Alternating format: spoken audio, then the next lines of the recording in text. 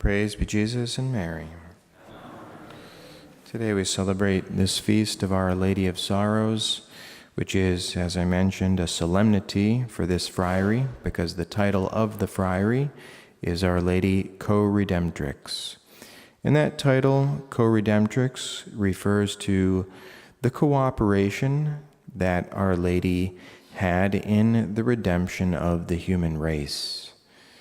Just as in the fall of the human race, there was a man and a woman, Adam and Eve, and Adam's role in the fall was primary because he had headship of the human race. Eve's role in the fall was secondary. She cooperated in the fall of the human race, and it was dependent on Adam's role. And so similarly, the new Adam, Christ, and the new Eve bring about the redemption of the human race, the Redeemer with the co-redemptrix. The role of Christ as Redeemer, of course, is primary and essential. And the role of the new Eve, Our Lady, as cooperating with the Redeemer, her role is secondary, dependent on that of Christ, and subordinate to that of Christ, but nevertheless essential according to the plan of God. And so Our Lady actively participates in the redemption of the human race, that is, acquiring the graces of salvation, of opening the gates of heaven, totally unique. And the Second Vatican Council makes reference to her unique role in the salvation of mankind.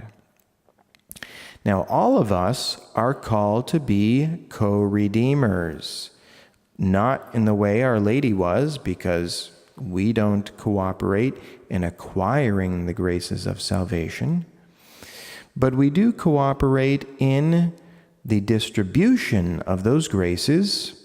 Well, we cooperate in our own salvation, the graces that are distributed to us, but also in the distribution of those graces to others by our prayers, our sacrifices, praying and sacrificing for the conversion of poor sinners. And this is what Our Lady of Fatima has asked of us, to do our part for the salvation of souls. Our Lady generously did her part. Our Lady's sorrows, her 7 sorrows, the Queen of Martyrs, has done her part. And now she asks her children to do their part. And so she says to us, many souls go to hell because they have no one to pray and make sacrifices for them. And so she asks the children at Fatima to pray and sacrifice for the conversion of poor sinners.